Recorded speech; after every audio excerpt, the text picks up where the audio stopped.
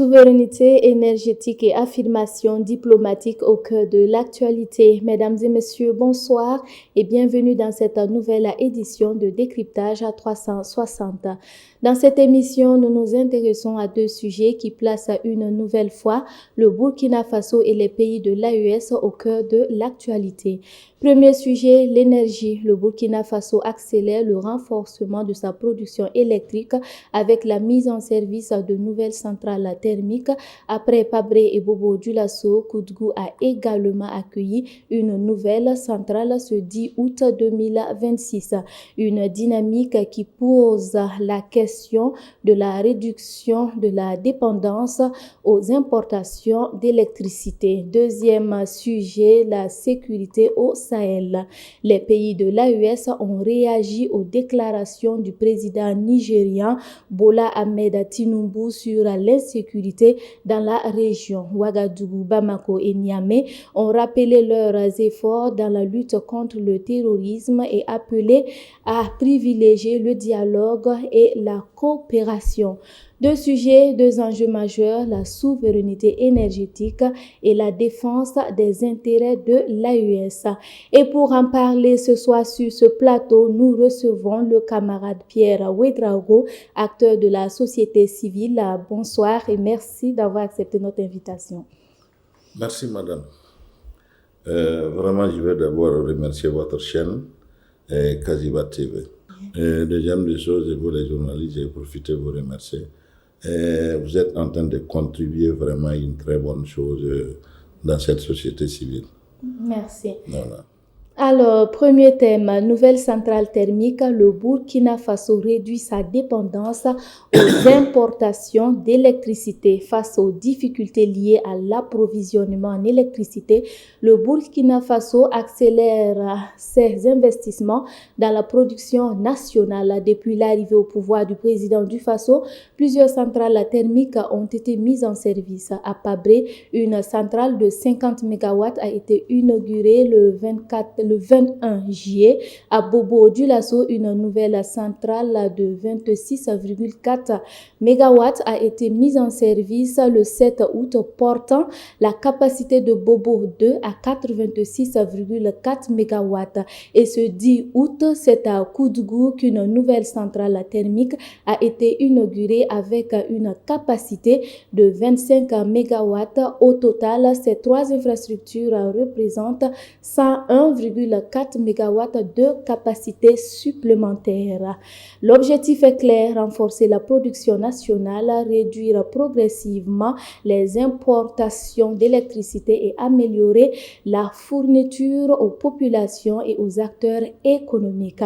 Alors, pour revenir à vous, Monsieur Pierre Ouedraogo, que représente cette accélération de la production en électricité au Burkina Faso?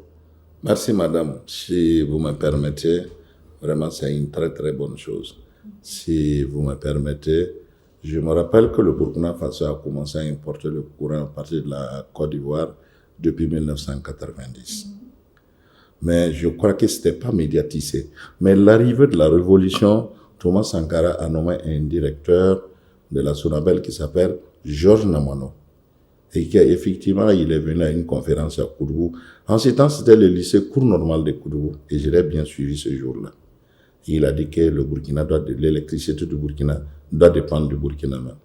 Que l'électricité du Burkina ne doit pas venir d'ailleurs. Mais parlons de 83-84, et nous avons commencé à importer le courant depuis 90. Donc, je me réserve de ce côté pour qu'ils disent. Mais est-ce que c'était médiatisé en ce moment? Je ne sais pas. Donc, paix à son âme, il est mort accidentellement à Ouagadougou ici. Je crois que c'est son nom qu'ils ont nommé le camp Georges Namono de Pau, si je ne me trompe pas. Donc, merci. Sur les sujets que vous venez de me dire, si vous me permettez encore, je vais résumer un petit truc avant vraiment de commencer à répondre à vos questions. Sincèrement dit, je vais demander une minute de silence pour tous ceux qui sont tombés de cette guerre barbarique qui nous a été imposée. Surtout les VDP, les civils qui ont eu ces victimes, vraiment que la terre les soit légère. Maintenant, je vais aborder votre sujet. Vous voyez que l'arrivée des MPCR2 Moi, je l'ai bel et bien suivi. Il a pris le rythme de la révolution, beaucoup de choses de la révolution, ils ont copié, puis c'est très bon. Vous voyez, je vous dis que sans l'électricité dans un pays, ce pays, tout c'est basé sur l'université, l'énergie. Si nous n'avons pas de courant, vous-même qui êtes là, c'est avec du courant que vous travaillez. Il y a eu des coupures à un certain moment aussi parce que vous avez un groupe électrogène, vous n'allez pas pouvoir travailler. Quand il est venu avec ces idées, ça a été de très bonnes idées. D'abord, il y a premièrement, l'inauguration a été à Ouagadougou ici. Deuxièmement, à Bobo. À Bobo, à moins de 72 heures ou 4 jours, ils ont inauguré Kourgou aussi. Vous voyez comment c'est tellement bon. Donc vraiment, j'ai souvent demandé à toutes les Burkinabés de se donner main dans la main pour aider vraiment ce régime-là, pour qu'il puisse aller d'abord. Surtout les pays de l'AES. Sincèrement dit, si vous remarquez cette année, nous n'avons pas eu beaucoup de coupures comme l'année passée. Ici, peut-être vers la fin 2027, dans l'an 2027, je crois qu'ils ont prévu installer 8, si je ne me trompe pas. Et si ces 8-là sont installés, on n'aura plus besoin peut-être du courant du Ghana ou de la Côte d'Ivoire. Donc on est indépendant maintenant. À chaque fois, on dit non, on vous apporte le courant, on vous envoie le courant.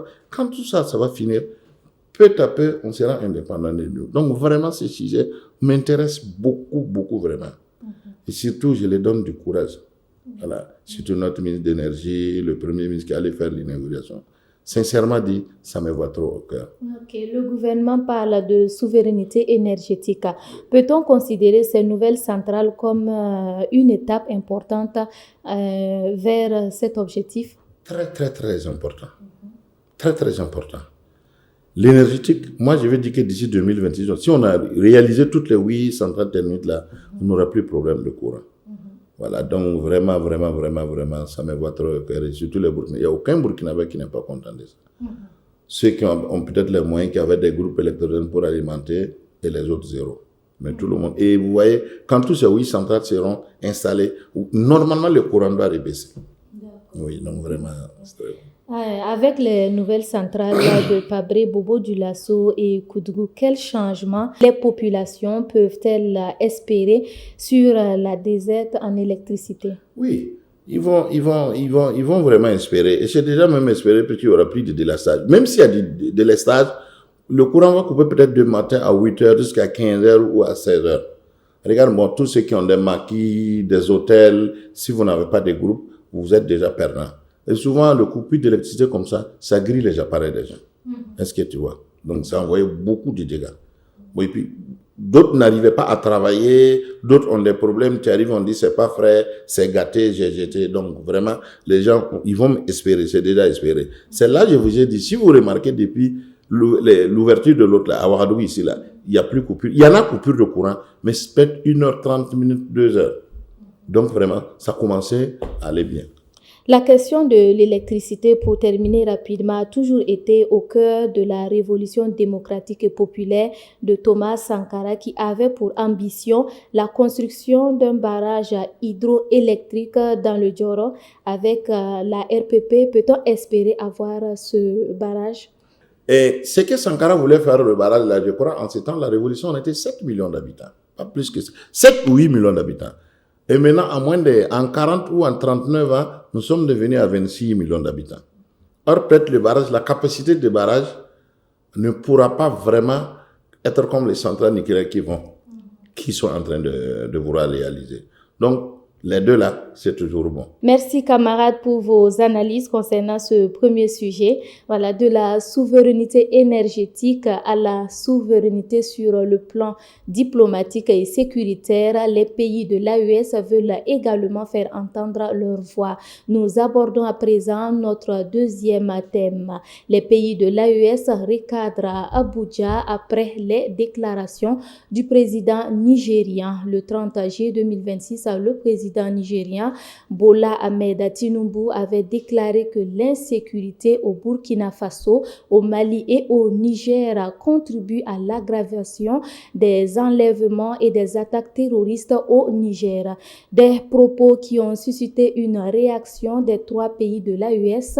Le 6 août réunis à Ouagadougou, les ministres des Affaires étrangères du Burkina Faso, du Mali et du Niger ont transmis leur position aux chargés d'affaires du Nigeria. Au nom des 3 États, le ministre burkinabé des Affaires étrangères, Karamoko Jean-Marie Traoré, a rappelé les efforts et les sacrifices consentis par les forces combattantes et les populations dans la lutte contre le terrorisme. Il a également souligné que l'AES et le Nigeria font face à un même ennemi et appelé à privilégier le dialogue et la coopération.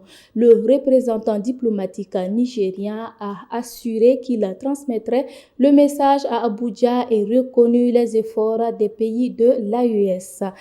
Alors, camarades, que pensez-vous de la réaction des pays de l'AES aux déclarations du président nigérien? Merci, madame. La déclaration du président Tinubu du Nigeria, si vous me permettez, notre chef du gouvernement, le capitaine Ibrahim Traoré, dans ses interviews, il a dit à Macron de s'occuper de ses gens, que Bola Tinubu s'occupe de ses gens. Revenez très bien, je vais vous dire. Je connais bien le Nigeria. Je crois que Bola Tinubu, ils étaient aux États-Unis. C'est en peut-être 6 mois après les élections du Nigeria que vous voyez ce que nos valeurs locaux, l'impérialisme et les États-Unis l'ont imposé à la tête du Nigeria. Je crois que, comme c'est un chef d'État, je ne me permets pas de parler beaucoup de choses. Tout le monde savait ce qu'il faisait au Nigeria, aux États-Unis. Tout sait ce qu'il arrivait là-bas. Mais quand il est venu là, si j'ai bonne mémoire, le Boko Haram a commencé avant le djihadisme. Peut-être pas le Mali, mais le Burkina Faso et le Niger, le Boko Haram a existé peut-être 10 ans avant l'arrivée des djihadistes au Burkina Faso. Mais un président qui pense qu'il n'a pas honte ne doit pas parler de ça. Toi, tu as le Boko Haram de chez toi qui enlève 400 personnes, qui tue tes militaires, qui partent dans des écoles, qui enlèvent des gens, qui pillent la population. Ils ont même des bases qu'on détecte, on sait qu'ils sont ici, ils ne peuvent pas aller. 10 ans, tu es venu, je crois qu'il est à son 2e mandat, non? Tu n'as rien fait de ce pays pour le Boko Haram. Et maintenant, tu viens adresser les pays de l'Est, qui disent que non, qui n'arrivent pas à lutter contre les djihadistes. Mais qui sont les djihadistes? C'est eux qui sont les djihadistes. Quand l'autre là, le président que le Tchani a fait le coup d'État là, comment il s'appelle? C'était lui et puis Bola Tinubu qui faisait passer les terroristes. Parce que le Niger fait frontière avec le Nigeria et puis le Tchad, avec le Bénin. Et si ces frontières étaient fermées, les djihadistes là, ils vont passer par où? Peut-être l'Algérie ou Mauritanie, mais on pourra s'occuper d'eux. C'est eux-mêmes qui sont en train d'injecter le terrorisme dans les 3 pays de l'AES. Et s'il avait honte, il n'allait pas parler de ça. Mais je remercie d'abord nos diplomates, surtout le ministre des Affaires étrangères burkinabé, qui a très bien fait, avec le Mali et le Niger. Ils ont très bien réagi. Ça m'a vraiment bien plu. Mais, comme c'est pas permis à l'émission de parler beaucoup de choses, mais sincèrement dit, Bola Tinubu doit avoir honte. Il doit avoir honte de dire ça. Donc, le discours de Bola est qualifié de discours qui divise, selon vous? C'est pas un discours de division. Au fait, c'est un discours de crime. C'est-à-dire que, quand vous parlez de la division, moi, je vais vous dire que tous les peuples là, si vous revenez au Niger là, le Niger et puis le Nigeria, au Bénin, il y a des Yoruba. Au Niger, il y en a. Il y a des Aoussa. Au Bénin, il y a des Aoussa. Au Nigeria, il y a des Aoussa. C'est-à-dire les peuples se sont rentrés. C'est comme un seul pays. C'est le faux indépendance qui nous a divisés. Mais si vous voyez, quand il y a eu le tentative de coup d'État de Talon au Bénin, là, qui a été le premier à venir, les États-Unis ou c'est la France qui est venue avec des hélicoptères pour bombarder les militaires béninois? Mais est-ce que ça s'est fait? Ça ne se fait pas. C'est lui qui a été le premier avec le président ivoirien, disent qu'ils vont envoyer des bataillons attaquer le Niger. Mais quand même, tes frères, tes propres parents qui sont là-bas, qui font frontière, qui partagent tout ensemble, vous allez vous mobiliser pour venir tuer vos frères civils. Mais vous voyez, ça dit que ces sortes de chefs d'État là, comme c'est un chef d'État, moi je ne sais pas comment la diplomatie, je vais parler et puis, sinon là, si je maîtrisais l'anglais là, ah non, lui là, il ne va plus sortir. Donc, les pays de l'AES ont raison de rappeler leurs efforts dans la lutte contre le terrorisme. Vous voyez, je vais vous dire une seule chose. Moi, j'ai travaillé, je crois, c'était en 2000, avant, c'était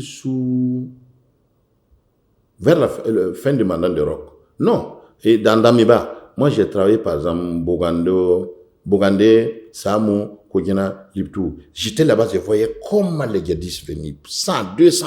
Nous, on travaillait là-bas, ils ne nous dérangeaient pas. Ils pouvaient venir dans le marché de Kogena, là, payer des bœufs, des chameaux, des moutons, tuer, prendre les parties qu'ils veulent et rentrer en bourse laissée. Au Nigeria? Non, pas au Nigeria. Quand je te parle de Bogandé, Samo, Kogena, Liptou, j'ai fait des ouvrages là-bas. Donc, je te dis que la plupart que nous on rencontrait, moi j'ai rentré dans une alimentation à Kogena, je les ai trouvés là-bas. Ils parlaient de l'anglais, ils parlaient l'anglais. Et la plupart de l'argent qu'ils amenaient là-bas, monnaie là, c'était séricé. Moi, quand ils payent par exemple des bœufs, je pars souvent, je fais exprès, je dis, je veux de la monnaie ou je dis là, les 5 000, les 2 000, les 2 000, les 500, là, tout est séricé. Ils n'ont jamais amené de l'argent là-bas, c'est pas séricé. La plupart, ils parlent l'anglais. Donc, les pays ont très bel et bien réagi. D'accord. Pour clore ce deuxième sujet, dans cette situation, que devrait faire le Nigeria, vu que les terroristes sont présentement dans les pays de l'AES et au Nigeria? Le rôle du Nigeria, si j'étais vrai des Africains, ils devraient nous aider à combattre les terroristes. Ils ne devraient pas nous dire qu'on les laisse, ils font quoi. Non, mais les terroristes là, c'est leur nid. Quand les terroristes frappent chez nous, ils repartent chez eux, ils les soignent là-bas. Ils les hébergent, ils préparent, ils reviennent nous frapper. Donc, c'est ce que vous hébergez qui vont venir vous attaquer après. Sinon, nous, on n'a pas de problème. Le Nigeria, l'aide diplomatique est ici là. Dès qu'ils vont finir en notre compte, Bola Tinubu, s'il était un bon chef d'État, il devrait sortir, demander à ces 3 pays, présenter vraiment ses excuses. Oui, c'est ce que moi j'ai à vous dire. Mesdames et messieurs, c'est ici que nous arrivons au terme de cette émission de décryptage à 360.